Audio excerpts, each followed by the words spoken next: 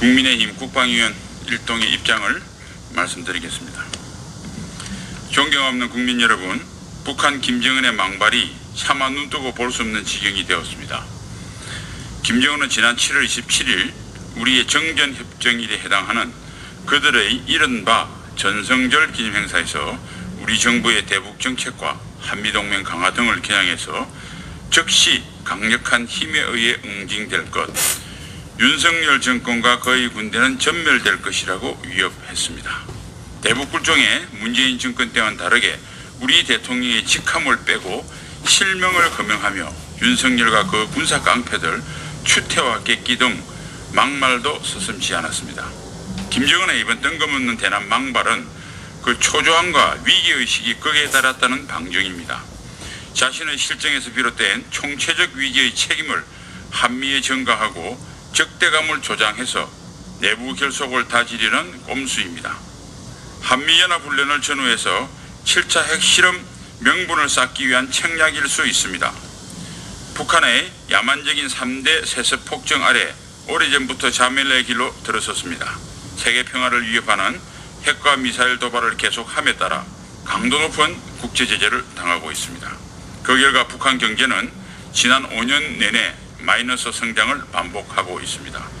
최근엔 엎친 데 덮친 격으로 코로나19와 자연재해까지 발생해 수많은 주민이 굶주리고 전염병에 걸려 죽는 참상이 벌어지고 있습니다. 이제 북한 체제는 외부의 도움 없이는 자력으로 연명하기 힘든 임계점에 이르는 것으로 보입니다. 하지만 김정은 정권은 이를 외면한 채 핵과 미사일 도발에 희란이 되어 있습니다. 북한은 올해 초 6월 10일까지 총 17회에 걸친 미사일 도발을 했습니다. 여기에 투입된 8천억 원이면 북한 주민 전원에게 코로나 백신을 접종하거나 부족한 1년치 식량을 구매할 수 있습니다. 최대 15억 불로 추정되는 그동안의 핵개발 비용이면 1년치 식량 부족분을 충당하고도 북한 주민 전원에게 코로나 백신 2회를 접종해 줄 수 있습니다.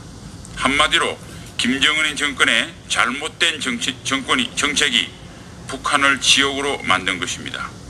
이에 국민의힘 국방위원 일동은 북한 김정은의 무모한 망발을 강력히 규탄하면서 진정한 한반도 평화를 염원하는 우리 국민과 국제사회의 뜻을 모아 김정은과 북한 정권에게 다음과 같이 촉구합니다.